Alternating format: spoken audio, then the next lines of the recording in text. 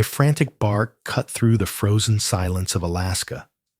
Shadow, Ethan Cole's German Shepherd, was plunging into the white storm, ignoring every command. Ethan, a Navy SEAL in his 40s, knew his dog. That wasn't the bark of a chase. It was the sound of panic. He followed, flashlight slicing through the blizzard, a lonely beam in a sea of snow. Then it caught something. A figure bound to a tree, ropes biting into her wrists. Her police badge glimmered faintly beneath the frost. Blood stained the snow beneath her boots. She wasn't just lost. Someone wanted her silenced. Before we begin, tell us where you're watching from. And if this story touches your heart, please subscribe for more. The storm had passed, leaving behind a world too quiet to trust. The forest stretched endlessly in every direction, cloaked in white, the kind of cold that bit into the bones and made even the trees seem frozen mid-breath. Inside the small cabin, the air was thick with smoke from the fireplace and the faint scent of antiseptic. The firelight painted the wooden walls in trembling shades of orange and gold. Ethan Cole sat at the table, silent, watching the steam curl from a metal mug of coffee. His rough hands were clasped together, the knuckles scarred and pale from years of service and winters like this. His mind was not on the storm or the silence. It was on the woman lying on the cot near the fire, wrapped in blankets, her breathing shallow but steady. Her name was Grace Turner, and the night before, he had found her tied to a tree, half buried in snow, left to die. Now she slept fitfully, face pale against the dim glow of the fire. Her blonde hair, tangled and stiff with ice, had begun to dry in uneven waves around her shoulders. Beneath the layers of blanket, her frame looked fragile, too fragile for someone who wore the hardened eyes of law enforcement. Ethan could tell she was trained. Even in sleep, she kept one hand near her chest, the instinct of someone who'd spent years looking over her shoulder. At the cabin door, Shadow, the 5-year-old German Shepherd, lay awake though still, ears twitching at every sound the wind carried. His thick coat gleamed under the flicker of firelight, his amber eyes sharp and watchful. Like Ethan, the dog didn't rest. He merely waited. When Grace finally stirred, her lips parted as if caught between dream and fear. She blinked a few times, confusion setting in before she pushed herself upright. "Where am I?" she croaked, her voice rough, dry from the cold and dehydration. Ethan set the mug aside, standing slowly. "You're safe. For now." She looked around the cabin, taking in the hunting rifles on the wall, the old Navy duffel bag by the chair, the kettle hissing on the stove. Her gaze stopped at him, a tall man in his early 40s, wearing a worn flannel shirt and fatigue pants, his beard shadowing a sharp jawline. There was something in his eyes, calm but alert, the way a soldier watches a door he expects to open. "You're the one who found me," she said. He nodded. "My dog did. I just followed him." She looked toward Shadow, who met her gaze without blinking. He barked before I blacked out. I thought he was going to attack." "He doesn't attack unless there's a reason." Ethan's tone was level, but not unkind. "You were freezing to death." She hesitated, her fingers gripping the blanket tighter. "You shouldn't have brought me here. They'll come looking." "I figured they might," Ethan said, crouching near the fire. "But you were tied to a tree in the middle of nowhere. Whoever left you wasn't coming back to help." Grace lowered her eyes, shame flickering across her face. "I didn't expect anyone to find me." Ethan handed her a small tin cup of water. drink, slowly. She obeyed, her hands trembling slightly. The warmth of the cabin began to color her cheeks, bringing life back to her face. Ethan noticed the marks on her wrists, deep, purple, angry bruises from the ropes. As he leaned closer to check, something caught his eye. A faint, carved mark on her right wrist, just beneath the skin. "What's that?" he asked quietly. Grace pulled her hand back instantly, covering it with the sleeve of her jacket. "Nothing." "That's not nothing," Ethan said, voice calm but steady. "That looks like it was burned into you." She didn't answer. The silence between them stretched until the fire cracked. Finally, she spoke, her voice low. "They call it a mark of betrayal. It's what they do to people who turn on them." Ethan frowned. "Who's they?" She looked up, her blue eyes hardening. "Helix Corporation. Private security.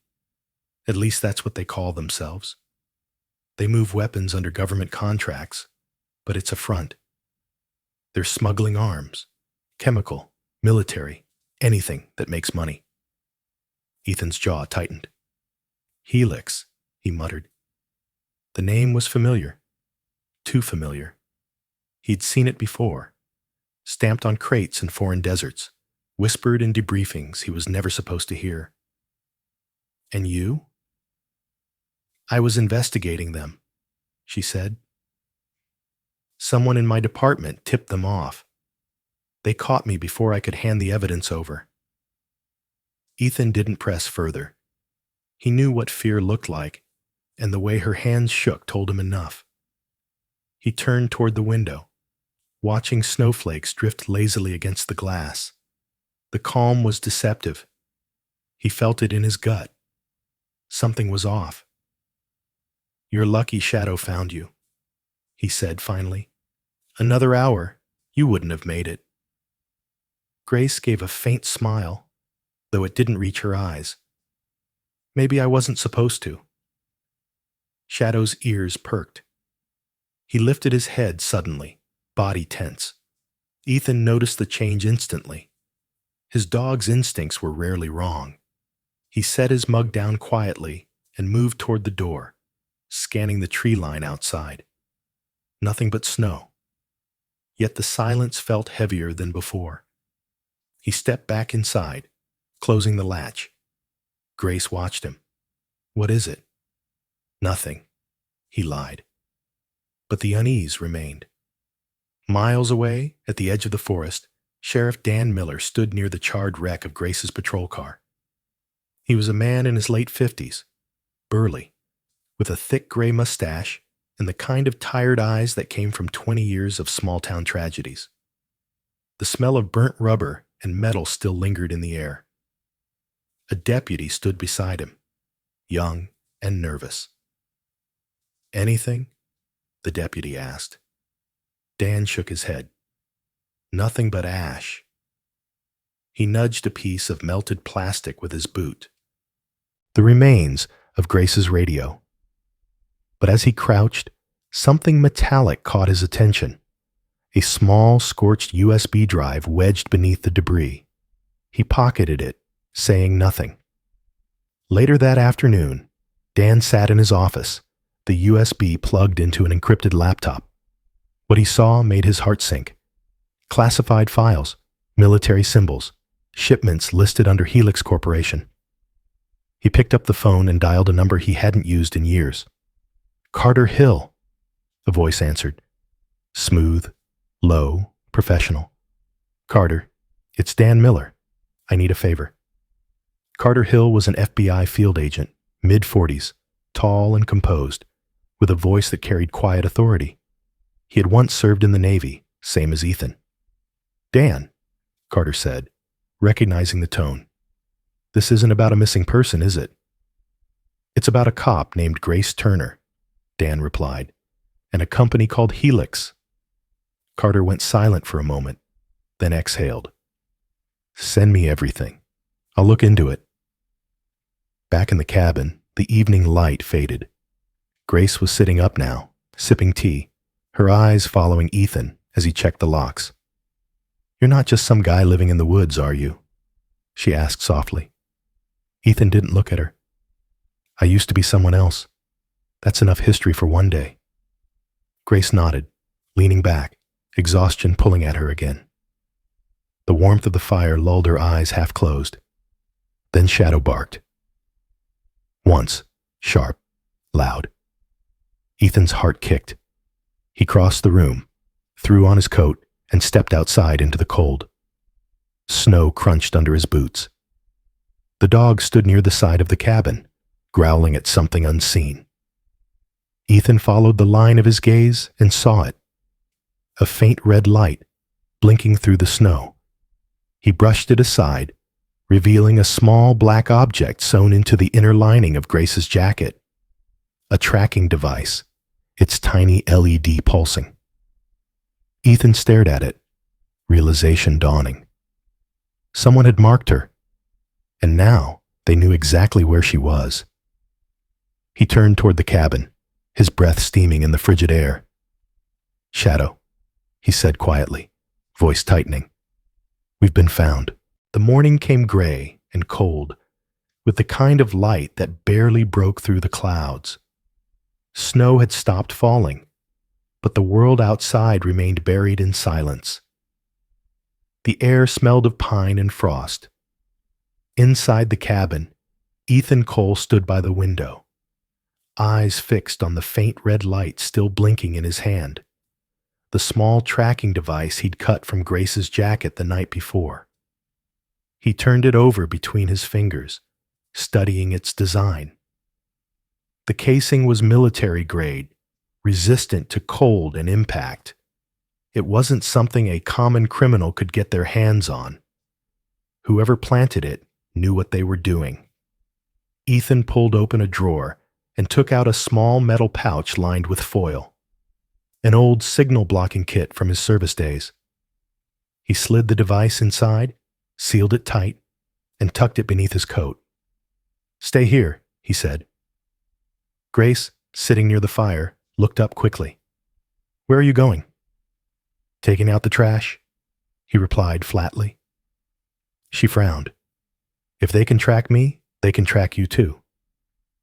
Ethan met her gaze for a moment, and though his voice stayed calm, there was a flicker of something darker in his eyes. "I've spent half my life being hunted," he said. "I'll manage." Outside, the snow crunched beneath his boots as he moved into the trees. The cold was sharp enough to sting, the kind that made every breath visible. Shadow trotted beside him, leaving twin rows of paw prints in the snow. The German shepherd's fur bristled, his breath steaming in the air. He was alert, scanning the forest the way only a trained service dog could. Ethan stopped near the frozen stream, where the water beneath the ice still murmured faintly. He pulled the pouch from his pocket, opened it, and let the device drop through a thin crack in the ice. It disappeared into the black water below, with a muted splash.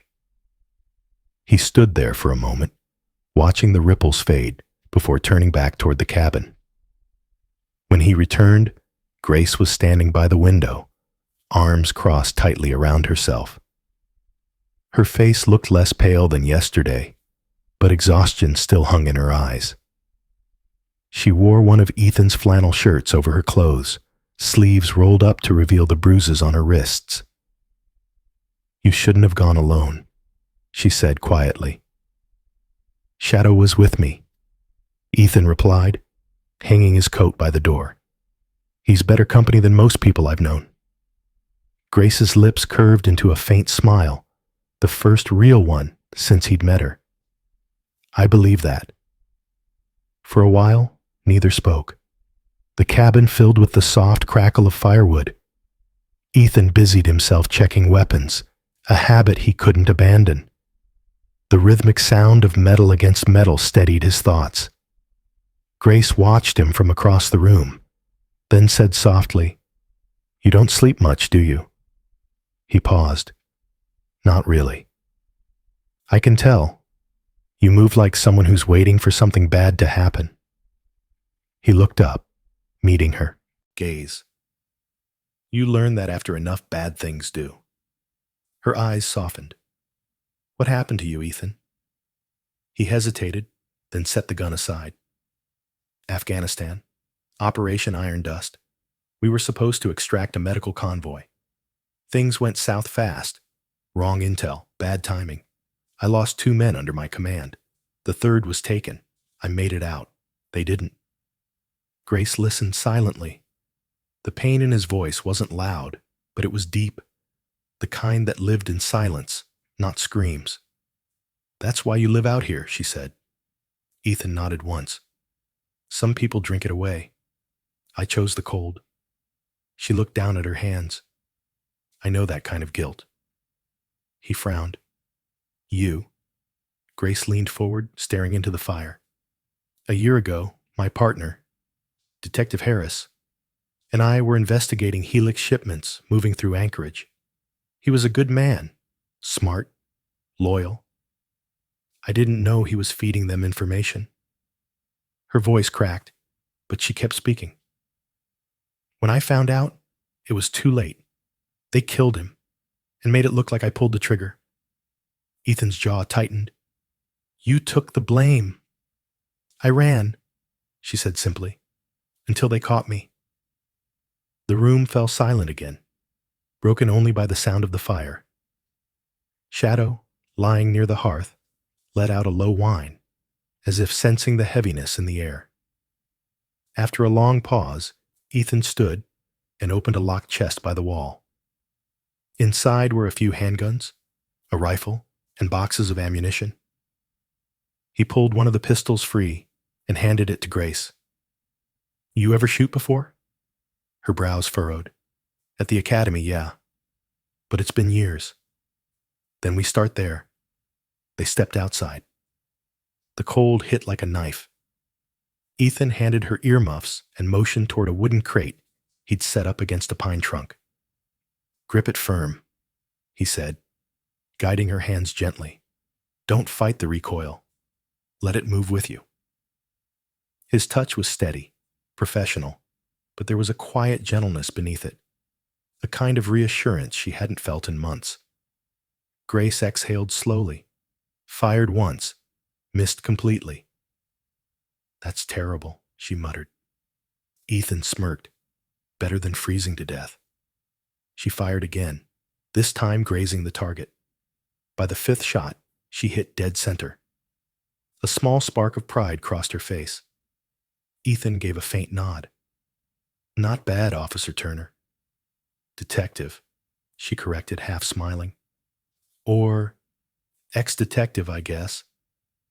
Titles don't mean much out here, Ethan said, reloading her gun.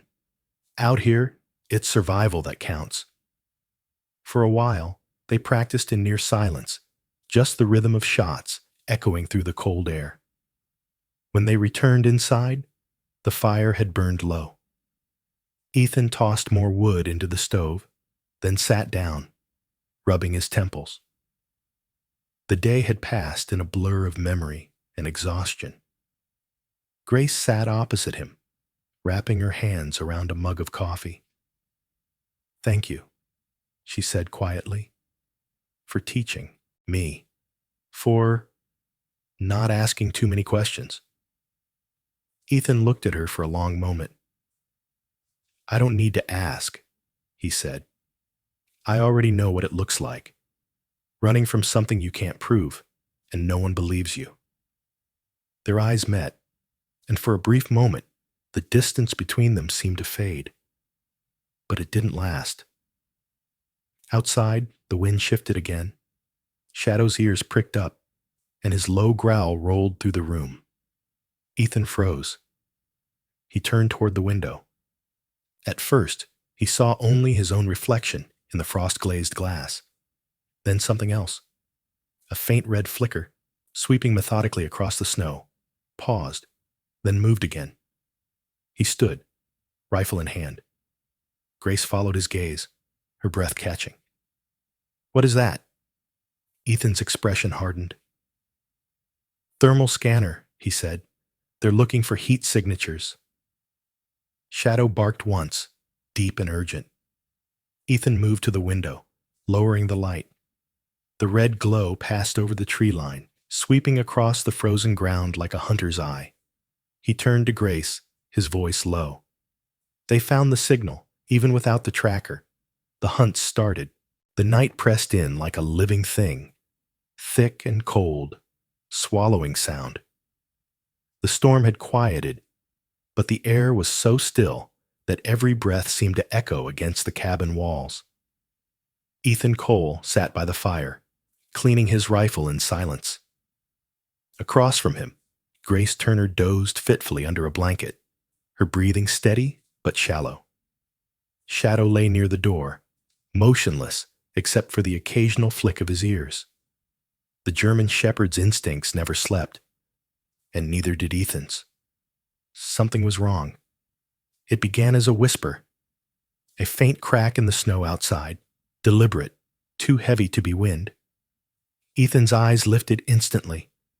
Shadow's head shot up, his low growl vibrating through the wood floor. Ethan moved silently to the window, brushing away a patch of frost.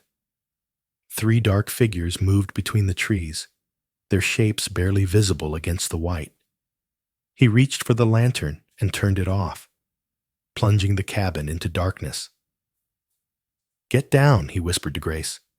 She woke immediately, confusion flashing in her eyes, but she obeyed without question. The front door creaked. Slowly, carefully. Whoever they were trained. Ethan felt that old current run through his body, the kind that only combat could teach. Focus, adrenaline, silence. He slid behind the kitchen counter, rifle in hand, eyes adjusting to the dark. Shadow crouched low beside him, muscles taut. A boot crunched outside. The doorknob turned. Then, impact. The door burst inward, splintering against the frame. The first man entered fast, night vision goggles glowing faint green beneath his hood. Ethan fired once, clean, efficient. The man dropped without a sound, his body collapsing into the snow-dusted floorboards. The second attacker rushed in behind him, shouting orders, but Ethan had already moved, sliding behind the wood stove for cover. A bullet shattered the window above his head. Sparks from the fire leapt into the air, throwing brief bursts of light across the room. Shadow launched forward, teeth bared, slamming into the second man's arm. A gunshot rang out, loud and sharp. Grace gasped from under the table. The dog held firm, dragging the man down, the weapon skittering across the floor. Ethan moved fast, grabbed a piece of firewood, and struck. The man went still. Only one remained. The third figure, smaller than the others, standing outside near the tree line. Ethan slipped out through the back door, circling the cabin wide. His breath came out in white puffs, his boots sinking deep into the snow. The moonlight broke through the clouds, pale and cold, glinting off his rifle. The figure turned as Ethan closed in. A young man, barely 30, thin, face pale beneath the black tactical mask. He held a pistol, trembling slightly. Not fear. Hesitation. Ethan raised his rifle. "Drop it." The man hesitated, then obeyed. His hands shook as he raised them. "Don't shoot. I'm not one of them. Not really." Ethan approached cautiously, eyes narrowing. "Then what are you?" "I'm a tech," the man stammered. "I was hired to monitor the trackers. They said it was a recovery mission, not an execution." Ethan yanked off the man's mask. His face was boyish. Freckles scattered across his cheeks, eyes wide with panic. The name tag on his chest read, K. Dunn. "What's your name?" Ethan demanded. "Kyle Dunn," he said, voice shaking. "I just ran data for them, I swear. They told me to trace the signal here." I didn't know they were going to kill anyone. Ethan shoved him against a tree, rifle pressed under his chin. Who sent you? Helix? Kyle gasped. But not just them. There's more. The USB, the one from the cop's car. It's not just files. It's evidence. Real evidence. Helix isn't protecting weapons. They're building them. Ethan's eyes narrowed. What kind of weapons? Biological, Kyle said. Airborne compounds. Viral sequences. They've been testing in remote sectors of Alaska. Project Winter Veil. He swallowed hard, breath fogging in the freezing air. They're planning to sell it to people who can't ever be allowed to have it. Ethan's jaw tightened. The weight of it hit him hard, not just the danger, but the familiarity. He'd seen this pattern before. Military corruption, black market science, soldiers turned into shadows. Where's your base? North Ridge, Kyle said quickly. Helix facility under the old radar station. But it's locked down. No one gets in or out without Marcus Hale's code. Ethan froze at the name. A muscle twitched in his cheek. Marcus Hale? He repeated quietly. Kyle nodded. He's the one running the Alaska division. You know him? Ethan stepped back, lowering his weapon slowly. His mind raced. Hale had been his commander during Iron Dust, the same operation that had broken his team. Hale had left them there, claimed it was for operational necessity. Ethan never believed it. Now, the pieces began to align. The betrayal, the data, the hunt. It all led back to the same man. Ethan's expression hardened. You're going to tell me everything you know about Marcus Hale, he said, and you're not going to lie. Kyle nodded quickly. Yes, sir, I'll tell you everything. Just don't let them find me. Inside the cabin, Grace tended to Shadow's wound, a graze along his flank from a stray bullet. The dog sat still, his breath steady, eyes fixed on the door like a sentinel. Grace's hands moved with quiet focus, though fear still trembled in her veins. When Ethan re-entered, dragging Kyle inside, she looked up sharply. He's one of them? She asked. Ethan shook his head. Not anymore. Kyle stared at her with wide, nervous eyes. You're Grace Turner, he said softly. You're the reason they're here. They don't just want you dead. They want to erase you. Anyone who's seen the files. Grace stiffened. You mean the USB? Kyle nodded. It's not just the USB. They've got backups, archives. But your copy, your evidence, it's the only one that's been duplicated outside Helix control. They can't let it exist. Ethan set his rifle aside, leaning over the table.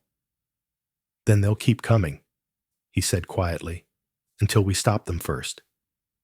Outside, the storm began to build again, the wind howling through the trees. Snowflakes pressed against the windows like pale ghosts. The firelight flickered, and for a moment, Ethan's shadow stretched across the wall. Long, silent, dangerous. Across the state, Agent Carter Hill sat alone in his dimly lit office at the Anchorage FBI Field Division. The glow of his monitor painted sharp angles across his face. He'd been studying the decrypted files from Sheriff Dan for hours, lines of coordinates and chemical data streaming across the screen. He rubbed his temple, the tension showing in his jaw. Carter was a man forged by discipline. Tall, dark-skinned, sharp-featured, the kind of agent who spoke little but thought deeply. His years in counterintelligence had left him with permanent skepticism toward everything, including his own government. Now, as the data unraveled before him, that skepticism hardened into alarm. Helix's research wasn't theoretical.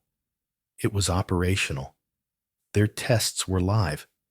Samples had been moved north, deep into uninhabited tundra. One file name caught his attention: HXC-17, Bio-Vector Deployment Trial, 48 Degran. His stomach turned. He reached for the secure phone and called his superior. "This is Agent Carter Hill. I'm requesting immediate tactical support to Alaska Sector 9. Possible bioweapon development." The voice on the other end was clipped, cautious.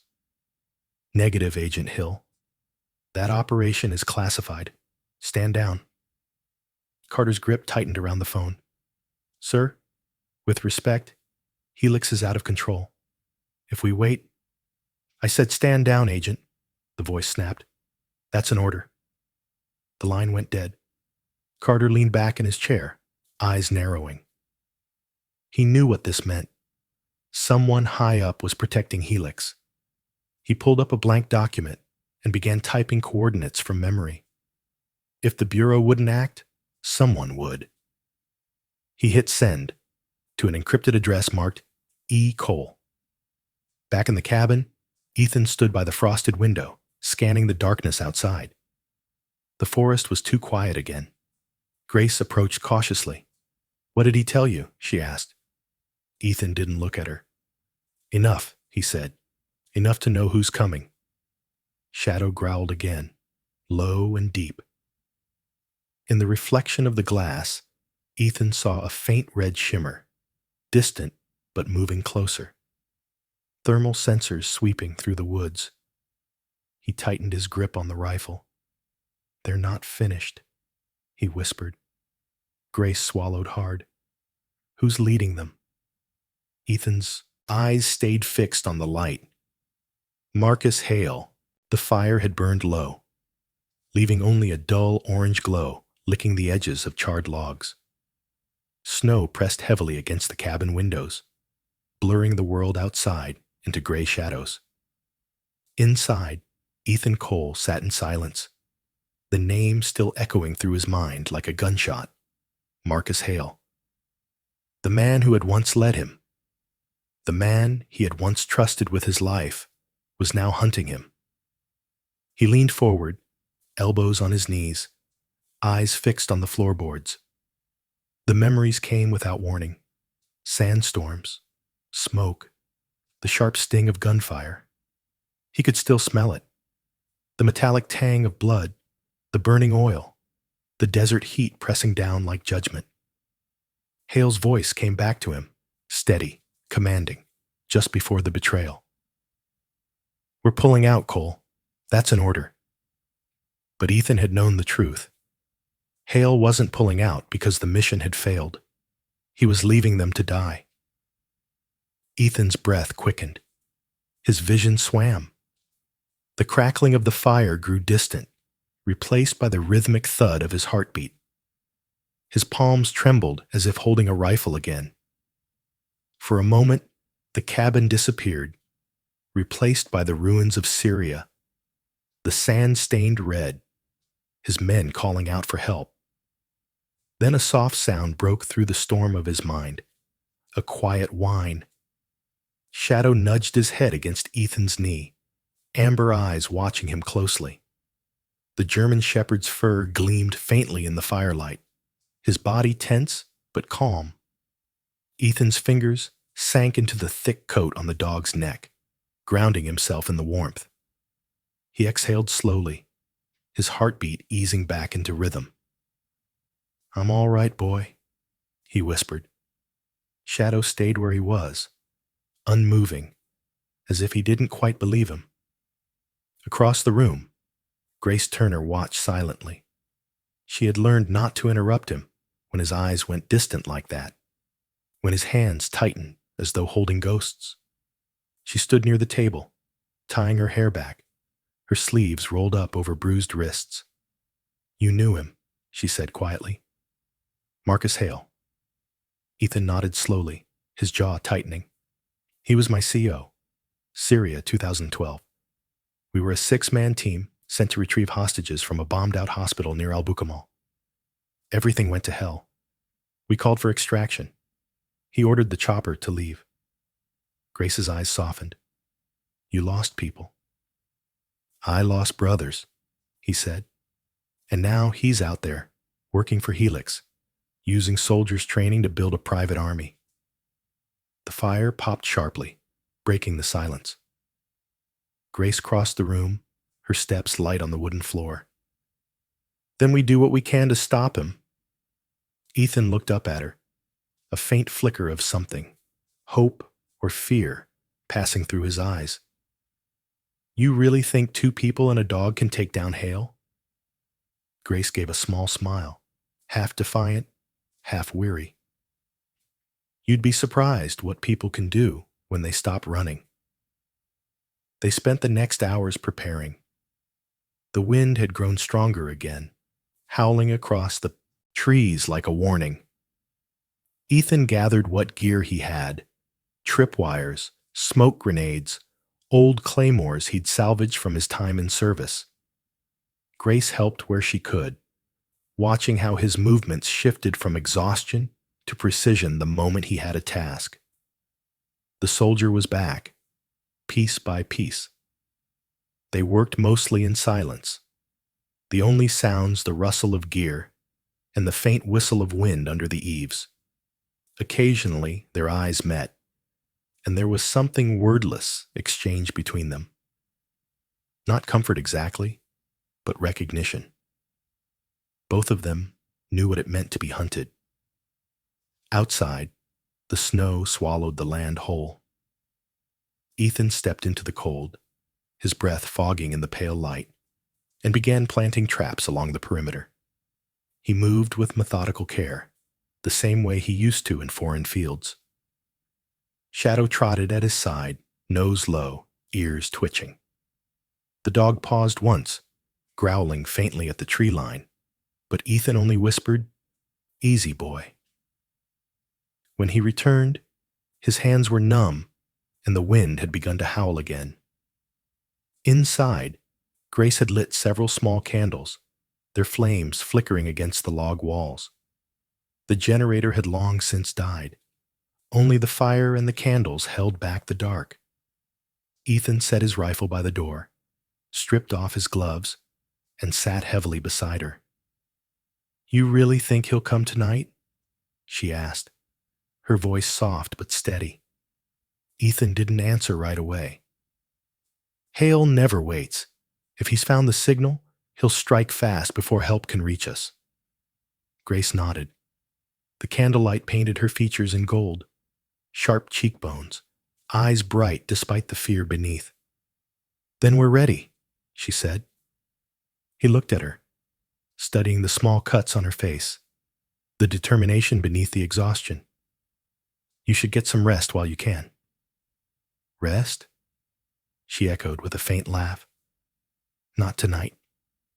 They sat in silence for a while, listening to the wind press against the cabin walls. Then Grace spoke again, quieter this time. "You know, you don't have to fight this alone." Ethan turned to her, his expression unreadable. She reached across the table, her hand finding his. "Whatever Hale did, whatever he took from you, you're not the same man you were back then. You saved me, Ethan. You still save people." For a long moment, he didn't move. Then slowly, he turned his hand over, his rough fingers curling around hers. The contact was small but grounding. "This isn't about saving anyone," he said softly. "It's about finishing what he started." Grace held his gaze. "Then I'm finishing it with you." The dog stirred, as if sensing the weight of their words, and lay his head between them. Far away, in the small town of Pines Hollow, Sheriff Dan Miller sat alone in his office. The room was dark, except for the lamplight flickering across stacks of old case files. The storm outside rattled the windows, echoing the turmoil in his chest. His phone buzzed. A message. When he opened it, the color drained from his face. A photo of his wife and son, tied to chairs in their living room. A single message followed. "Hand over the data, or they die."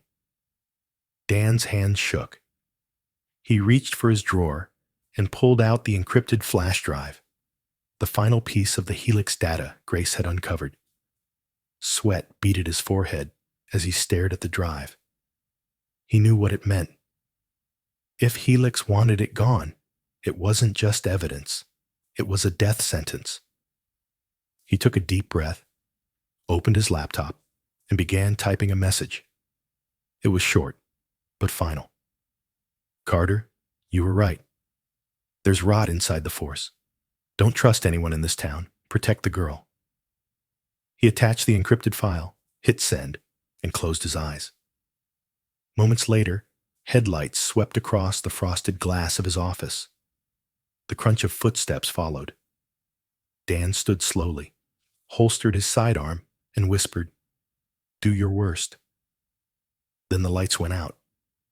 At the same moment, Agent Carter Hill sat in his Anchorage office, the glow of his monitor reflecting in his tired eyes. The message from Dan appeared suddenly, marked urgent. His brow furrowed as he read it. Don't trust anyone. He exhaled heavily, muttering, "Damn it, Dan."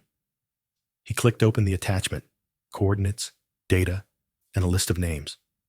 High-ranking officers, politicians, and contractors tied to Helix. This is bigger than Alaska, he murmured. He reached for his phone, but the line was dead. The storm had cut communications. He was alone. Carter leaned back in his chair, staring out the window at the swirling snow. "Hold on, Ethan," he whispered. "They're coming for you." Back in the cabin, the wind had grown wild, slamming snow against the door. Ethan stood by the window, staring out into the storm. The distant hum of engines broke the stillness, a low growl growing louder. Then came the light. Two beams cutting through the snow, white and merciless. Grace moved to his side, fear flickering across her face. "Is it them?" Ethan's hand tightened around his rifle. His voice was calm, cold, certain. "Yeah," he said quietly. "It's them." Through the storm, silhouettes emerged, men in tactical gear, their movements disciplined and slow. The glow of vehicle lights burned across the trees, turning the snow red and gold. Ethan glanced at Grace, his expression steady. "This isn't war anymore," he said, voice low but firm. "This is my home." The storm howled across the Alaskan wilderness like an animal that had tasted blood. The night was no longer silent. It pulsed with tension, the low hum of engines buried beneath the wind. Through the frost-covered window of the cabin, Ethan Cole could see faint lights moving in the tree line, controlled, deliberate, the way only trained soldiers advanced. Hale was here. Ethan turned from the window, face pale in the dim light. His movements were sharp, practiced, almost mechanical. He loaded a new magazine into his rifle, the metal clicking into place with a sound that seemed too loud for the moment. Grace Turner stood near the table, her face drawn but resolute, wrapping a bandage around Shadow's injured leg. The German shepherd whimpered softly, but didn't pull away. His fur, once clean and golden tan, was streaked with snow and blood. "He'll hold," she said, her voice trembling just slightly.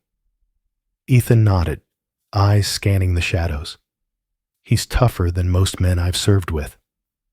Grace looked up. "You think they'll come all at once?" "No," Ethan said. "Hale doesn't fight that way. He'll make me feel surrounded first. He'll wait until I break." He adjusted the strap on his rifle and gave a grim smile. "He's going to be disappointed." The wind rattled the cabin walls, carrying the faint echo of movement. Boots crunching snow, metal clinking. Ethan's mind ran through the terrain around them, calculating firing arcs, choke points, angles. Every step, every sound, every breath mattered now. He turned to Grace. "Stay low. Don't move until I say." Grace nodded and reached for one of the pistols Ethan had given her earlier. Her hands were steady now, her fear burned away by survival instinct. Shadow limped to the door, muscles coiled, eyes glowing amber in the dim firelight. The first explosion came without warning. A grenade went off near the rear wall, blowing a spray of snow and splinters through the air. The blast knocked Grace backward, and the fire flickered wildly before dying down. Smoke filled the cabin, mixing with cold air from the shattered window. Ethan moved instantly, rolling across the floor, rifle aimed. The front door burst open, and two men entered. Black gear, night vision goggles, helmets. Their movements were fast, but not fast enough. Ethan fired twice. Two bodies dropped, dark shapes collapsing in the doorway. Grace crawled behind the overturned table, coughing through the smoke. She aimed through the gap and fired once, the recoil jolting her shoulder. The bullet struck another shadow in the snow. Ethan grabbed a flare from his belt and threw it outside.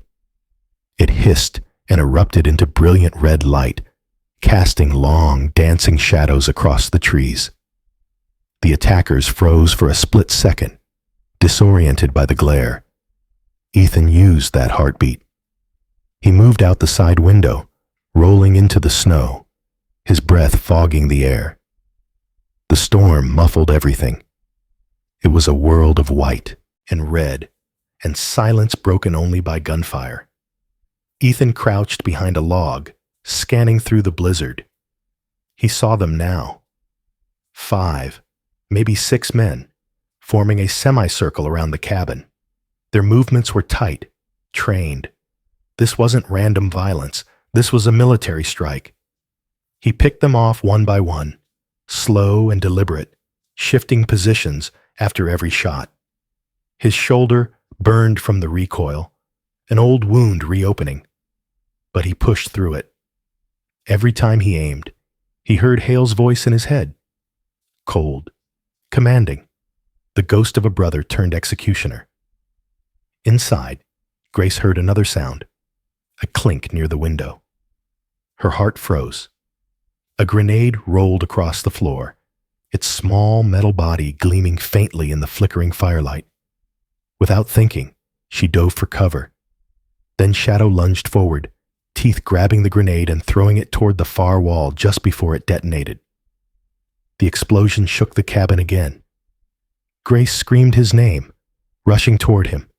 The dog was down, whimpering, blood dark against the snow-dusted floor. "Shadow, no," she whispered, tears freezing on her cheeks.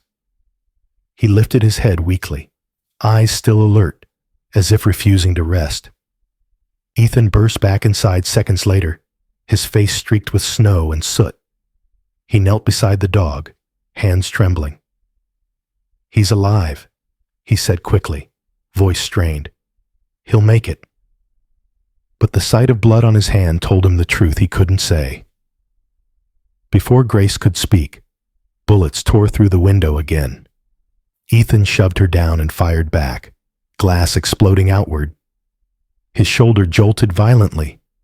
Pain shot through him, white hot. He gritted his teeth, realizing the muscle was torn. But he didn't stop. "Stay behind me!" he yelled. Outside, the attackers regrouped. They were cautious now, knowing they'd lost half their men to a single defender. A tall man stepped from the tree line, his movement smooth and assured. Even from a distance, Ethan recognized the stance, the posture, the certainty. Marcus Hale. The years hadn't softened him. Hale was still built like a statue, broad-shouldered and clean-shaven, his sharp features illuminated by the beam of his flashlight. His hair was shorter now, streaked with gray, and a faint scar traced his left jawline, a reminder of a fight he once ran from. His eyes were the same steel blue Ethan remembered, calculating, emotionless, the eyes of a man who believed in control above conscience. Hale gave a hand signal, and the men spread out. Then his voice came through a loudspeaker, carried by the wind. "Ethan Cole," he called, tone almost casual. "You always did have a habit of surviving. I left you in the desert because you were weak. Tonight, I correct that mistake." Ethan clenched his jaw, his breath visible in the freezing air. He stood slowly, rifle at his side, and stepped toward the shattered window. The storm howled between them, but his voice carried through, deep and unwavering. "You left me because you were a coward," he said. "You wanted a war you could control, one where only you decided who lived or died." Hale's reply came quick, almost amused. "And now, you're standing between me and the future, Ethan. Helix is evolution. You—" Ethan cut him off. "Helix is rot, and I've spent enough of my life cleaning up men like you." There was silence, then the faint creak of Hale's smirk. "We'll see if you can clean this one up before the storm buries you." Gunfire erupted again, cutting through the snow. Ethan ducked, returning fire. Grace joined him at the window, her eyes wide but determined. The two fought side by side, her accuracy improving with each shot, his instincts guiding every move. The world shrank to the rhythm of bullets and breath, light and shadow. Ethan's shoulder bled freely now, his body screaming for rest, but he pushed forward. He'd spent years running from his ghosts. Now he faced them head on. Far above the chaos, the faint whir of helicopter blades broke through the storm. Agent Carter Hill sat in the back seat of a black rescue chopper, headset crackling. His face was grim, his eyes fixed on the coordinates flashing on the screen before him. "We're closing in," the pilot said over the radio. 25 minutes before visibility goes to 0. "Faster," Carter replied. His voice carried no panic, only focus. The snow whipped violently outside the window, but he leaned forward, hands clasped tight. "Hold on, Ethan," he muttered. "Just hold on." Back on the ground, the fighting raged. Ethan and Grace took cover behind the overturned table, breathing hard, smoke thick in the air. Shadow stirred weakly near them, tail twitching once, refusing to surrender. Outside, Hale's voice echoed again, amplified by the storm. "Ethan Cole," he shouted, his tone cutting through the wind. "Years ago, I left you to die. Tonight, I'm here to finish it." Ethan rose, eyes cold, voice steady as stone. "And I'm here to forgive you," he said quietly. "In the only way you'll understand." The wind screamed through the broken trees, carrying with it the smell of gunpowder and smoke. Snow swirled violently across the open ground, erasing tracks almost as soon as they were made. The world had narrowed to shades of gray and red, and somewhere amid that chaos, two men moved through the storm like ghosts. Ethan Cole stumbled across the frozen clearing, his breath ragged, his left arm useless and hanging by his side. The shoulder wound burned like fire every time he took a step.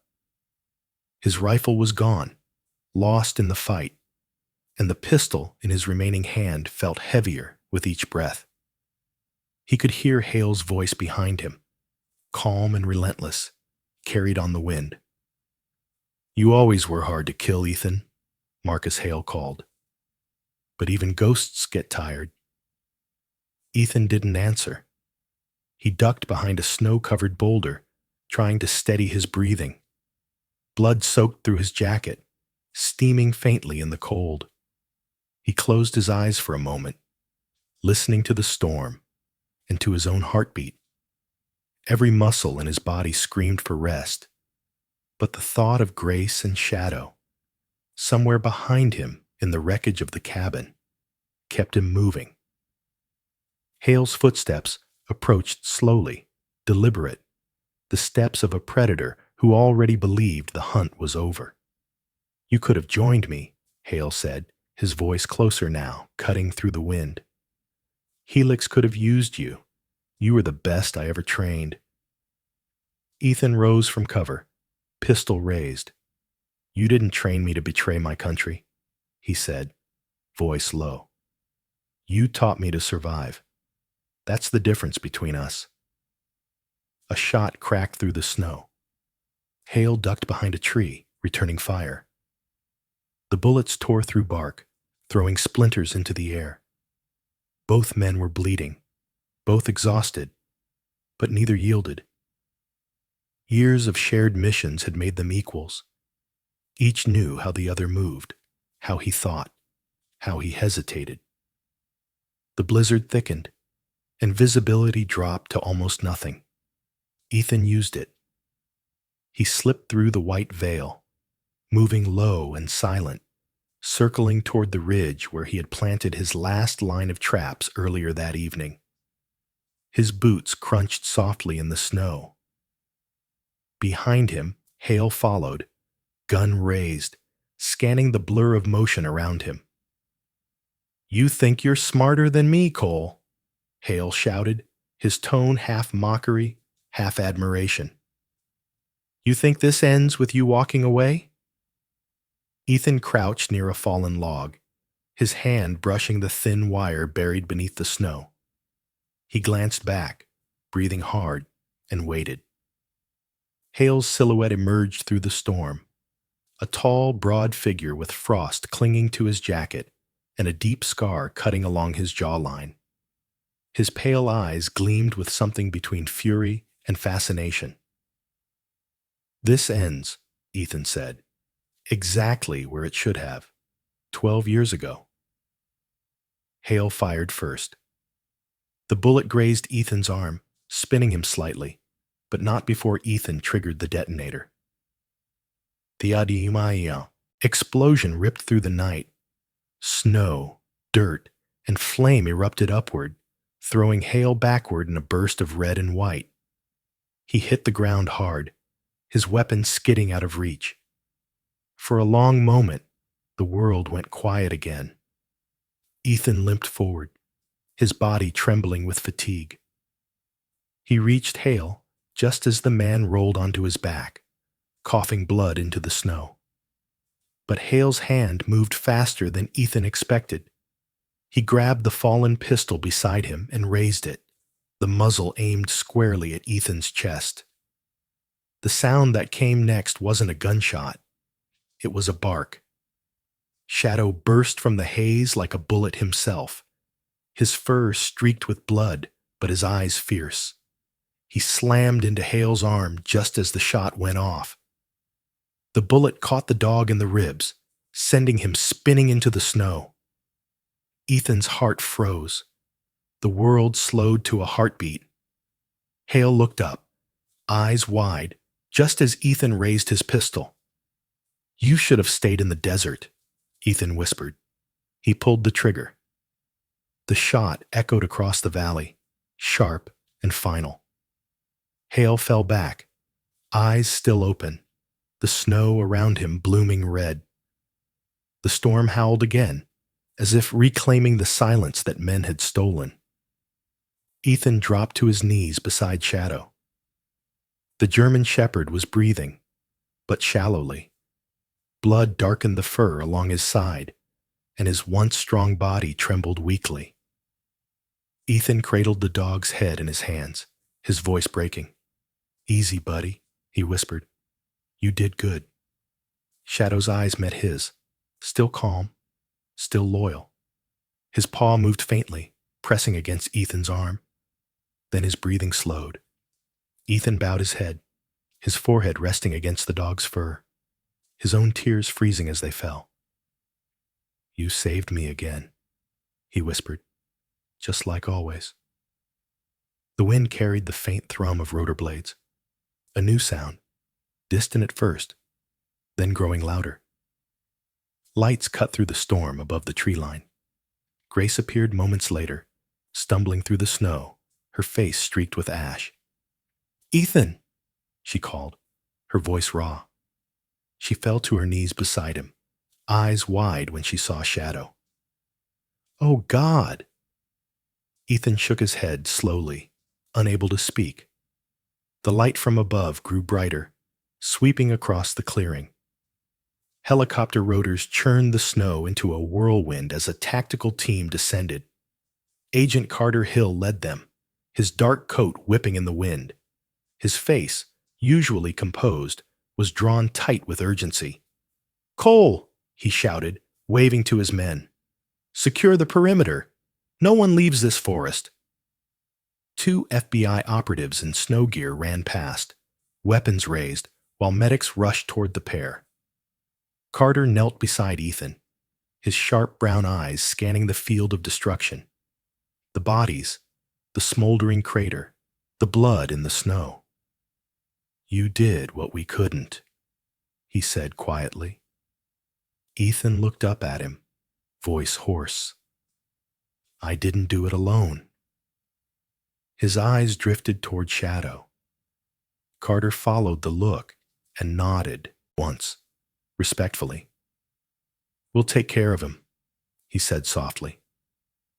The medics tried to lift Ethan, but he resisted, still clutching the dog. Grace knelt beside him, placing her hand on his arm. "Ethan, please," she whispered. "Let them help you." He finally let go. The medics lifted Shadow's body gently, wrapping him in a thermal blanket. The helicopter's floodlight illuminated everything. The broken trees, the red snow, the wreckage of a battle that would never make the news. Carter stood, signaling his team. "Helix is finished," he said into his radio. "Repeat, target hail is down. Area secure." Ethan sat back in the snow, staring at the dark horizon. His breath came slow and steady, exhaustion finally settling over him like the weight of the world. Grace rested a hand on his shoulder, her eyes glistening. The wind howled, softer now, almost like a sigh. The helicopter's light cut through the final veil of snow, casting everything in white and gold. Ethan looked down at the ground beneath him, where small paw prints faded into the frost. He smiled faintly through the pain and whispered, "You saved me one more time, old friend." Then, as the rescue team lifted him toward the chopper, the first light of dawn broke over the treetops, a pale, cold sunrise painting the bloodied snow silver. The battle was over. The snow had finally given way to green. Where once the forest had been silent and frozen, it now breathed again. Meltwater ran in narrow streams between the pines, glinting like silver veins beneath the soft light of an Alaskan spring. Birds had returned, cautious, bright-voiced, their songs threading through the lingering chill. And in the clearing where the battle had once painted the snow red, a cabin now stood mended, its walls straight and clean, smoke curling gently from the chimney. Ethan Cole stood on the porch, leaning against the wooden rail, coffee steaming in his hand. The wind carried the faint scent of pine resin and thawed earth. His left shoulder still ached on cold mornings, but the pain had become a reminder rather than a wound. The cabin, once a place of hiding, had turned into something new. A home. Below the steps, Shadow bounded through the grass, his limp almost gone. The German shepherd's coat, thick and golden tan with streaks of darker fur along his back, gleamed under the sunlight. A faint scar cut across his side where the bullet had passed months before, but his spirit had never dimmed. He trotted toward the porch, tail wagging, eyes bright with the kind of joy only dogs could hold after surviving hell. Ethan smiled faintly and reached down to ruffle the fur between the dog's ears. "You're getting old, partner," he said softly. Shadow barked once, as if disagreeing, and dropped a stick at Ethan's feet. Inside the cabin, the smell of coffee and pine wood mixed with the faint hum of an old radio playing a country tune. Grace Turner sat at the table, reviewing a stack of case files. She was different now. Her long blonde hair tied neatly, a tailored gray field jacket replacing the torn uniform she once wore. Her posture carried new weight, the quiet authority of someone who had survived more than most. On the wall behind her hung a small plaque with the words, Federal Task Force, Helix Division. She looked up when Ethan stepped in, shadow close behind him. "You're early," she said, smiling softly. "Couldn't sleep," he replied. "Storm dreams again?" Grace closed the file and leaned back. "It'll pass. They always do." He gave a small, knowing grin. "You sound like Carter." At the mention of his name, Grace chuckled. "He called this morning. Said he's driving up here today." Ethan raised an eyebrow. "Driving? That man hates long trips." Grace shrugged. "Said he had something for you. Wouldn't tell me what." Ethan didn't ask further. He'd learned to stop chasing answers that would come on their own. He poured a second cup of coffee and handed it to her. They sat for a moment in quiet comfort. No need for words. The fire popped softly in the stove, and outside, the forest whispered in the thawing wind. Hours later, a black SUV appeared at the edge of the dirt path, its tires crunching through patches of melting ice. Agent Carter Hill stepped out, wearing his dark coat over a navy suit, sunglasses shielding eyes that had seen too much. His posture, as always, was perfectly straight, a soldier who never forgot how to stand at attention. Lines had deepened around his eyes since the siege, and a small streak of gray cut through his cropped black hair. Ethan opened the door as Carter climbed the porch. "You look like hell," Ethan said, half smiling. Carter smirked faintly. "You should see the other guys. The ones stuck in DC paperwork hell."